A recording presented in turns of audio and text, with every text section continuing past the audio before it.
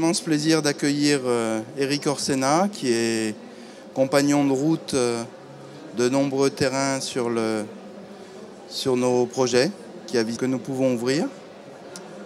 Et nous l'accueillons et apprécions Griffon, que je ne présente pas ou je n'ose pas, qui a lancé le concept d'agriculture écologiquement intensive et que nous accueillons avec un immense plaisir également, et dont tous les deux, Éric et Michel, vont nous parler. Alors au passage, puisque nous sommes ici sur le stand du CIRAD, l'agriculture écologiquement intensive est bien aujourd'hui l'un des thèmes majeurs du CIRAD.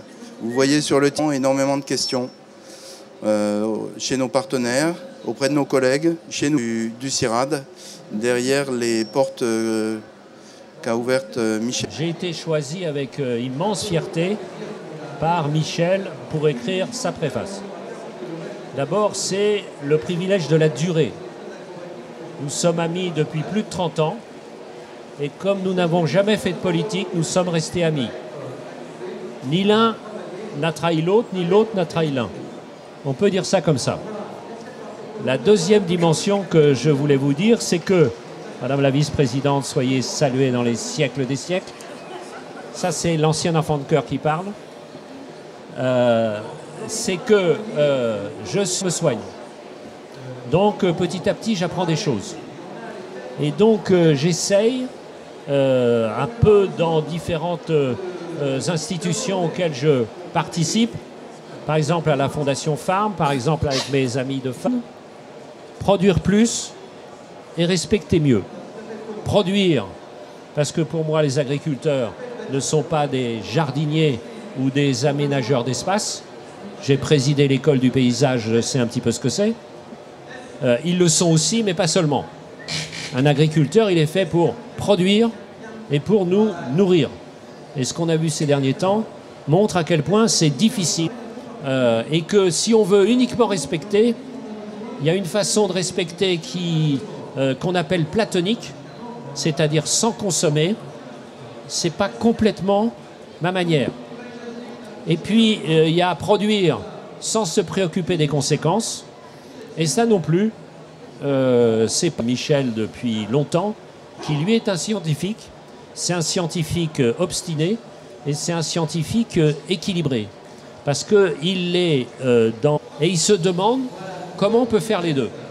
Alors on peut faire ce genre de livre de manière particulièrement sinistre, j'en ai vu, et puis on peut écrire de manière qu'un non-scientifique comprenne, moi, et qui plus est, un passionné des histoires se délecte en le lisant, ce qui est le cas. Alors il y a ceux qui vont faire à ce livre le succès planétaire qu'il a à l'université. Je pense qu'ils vont trouver dans le livre de Michel des quantités d'histoires. Des histoires.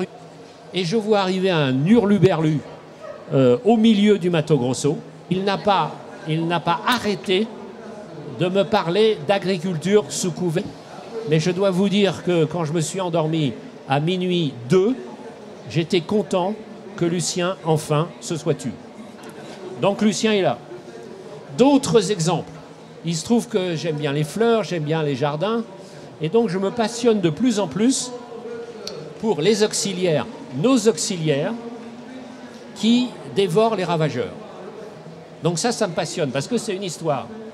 Donc je savais déjà que les coccinelles étaient excellentes pour dévorer les cochenilles et les pucerons, mais je ne savais pas, et je vais peut-être faire 500 pages là-dessus, que la coccinelle de chez nous est menacée, quand on ne la trouve pas, par les achats de coccinelles.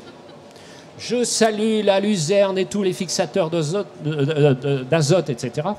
Ce qui veut dire que vous apprenez l'agriculture, c'est-à-dire d'une certaine manière, vous réveillez la terre. C'est-à-dire vous réveillez toutes les... je te passe la parole avec ma gratitude toujours renouvelée. Merci. Mais si je t'avais demandé de faire la préface, c'était pas pour faire des louanges. C'était pour te taper dessus. Donc le livre est nul. Je vois pas pourquoi. Et longtemps si le livre n'était pas nul, effectivement, parce que j'ai pris des risques à tienne un petit morceau de cette affaire. Et puis, c'est un grand hasard, finalement. Enfin, le CIRAD est venu progressivement à toute cette affaire d'agroécologie, puisque agroécologie est le terme consacré de plus en plus pour expliquer la science, pour exprimer la science qui gouverne. Le terme agriculture écologiquement intensive, il est venu un peu par hasard pendant le Grenelle de l'environnement, où, pour la petite histoire, il se passait des choses, il y avait des idées qui étaient nouvelles, et on lui a expliqué. On avait appelé ça révolution doublement verte, en référence à la révolution verte. Mais ça ne lui a pas plu du tout. Alors on a cherché rapidement, et on avait trouvé agriculture à haute valeur environnementale, haute qualité environnementale, HQE. Et le HQE existait déjà écologiquement intensive, et ça lui a plu.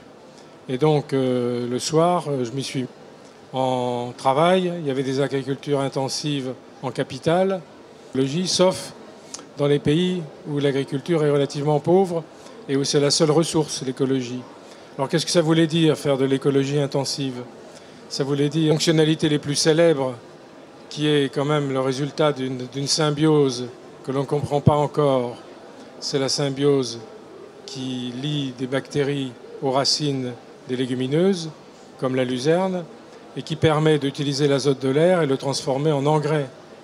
Au passage, j'ai essayé de faire mais les collègues chercheurs vont y trouver sans doute beaucoup à redire, parce que je n'ai pas pris un langage de scientifique, j'ai essayé de prendre un langage plus accessible que nos jargons habituels. Donc les légumineuses, c'est une chose. Il y a une chose qu'on oublie, qui est pourtant sous nos yeux, qui est la photosynthèse. La photosynthèse, c'est la capacité des plantes à utiliser le soleil et la biomasse. La biomasse que nous mangeons, que nous faisons manger aux animaux, ou qui retourne au sol. Après une récolte de blé, attend 8 mois avant de recevoir une semence de betterave. C'est 8 mois de perdu, et j'ai un coup d'œil pour Didier Picard. Un blé tout seul, c'est 40%. Enfin, avec un assolement, effectivement. Alors que si on met des cultures dérobées, si on met des cultures associées, récupérer le carbone dans le sol, où il va fabriquer de l'humus, où il va contribuer à faire de l'humus par l'humification, photosynthèse, humification, minéralisation, on peut l'amplifier et il peut avoir des rôles tout à fait importants. Il y a aussi une chose extraordinaire qui n'est pas dans le livre, parce que le livre est déjà périmé, ça va très très vite. Il faudrait le refaire dans 1 an au moins. Mais les filaments des champignons peuvent épouser, si je puis dire, les racines des plantes cultivées et jouer un rôle, par exemple, dans la facilitation de l'utilisation du phosphore. Ou ce sont des routes qui transfèrent les excédents de nutriments d'un endroit à l'autre, des endroits où il y a d'excédents vers les endroits où il y a des minéraux. Il y a aussi des fonctionnalités qu'on peut utiliser et souffrent d'une certaine façon. Et alors, autre fonctionnalité, le recyclage par les racines profondes. Quand on a des plantes qui ont des racines profondes, qui vont chercher les nutriments en profondeur et les remontent en surface, et les remettent donc à disposition des plantes qui ont des racines plus courtes. Donc il suffit de les combiner, ben, c'est une chose. Puis il y a aussi des choses très connues, les déjections animales. Et bien, amplifier les déjections animales, alors pas trop, parce qu'après on est comme en Bretagne chez toi où il y a du lisier et qui... Non. Ah bon?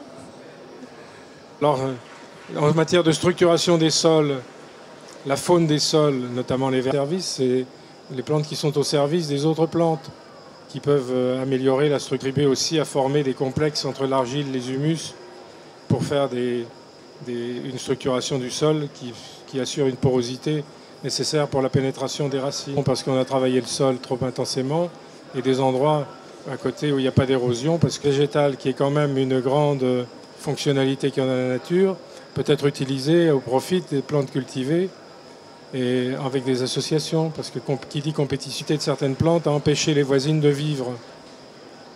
Ça, c'est une notion des successions culturales où on va éviter certaines mauvaises herbes. Puis la biodiversité, par exemple, mettre 4 blés, partager le risque.